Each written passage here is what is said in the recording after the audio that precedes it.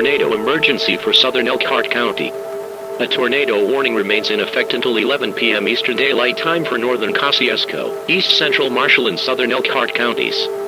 At 10:25 p.m. Eastern Daylight Time, law enforcement reported homes damaged with possible injuries near Napanee. This life-threatening tornado was located near Gravelton, or about 3 miles northeast of Napanee, and moving northeast at 45 miles per hour.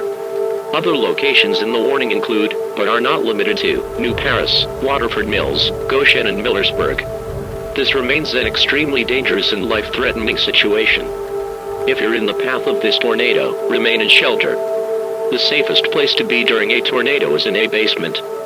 Get under a workbench or other piece of sturdy furniture. If no basement is available, seek shelter on the lowest floor of the building in an interior hallway or room such as a closet. Use blankets or pillows to cover your body and always stay away from windows. If you have severe weather to report, you can call your local law enforcement agency for relay to the National Weather Service. A tornado watch remains in effect until midnight Eastern Daylight Time Friday morning for northern Indiana and southern Michigan.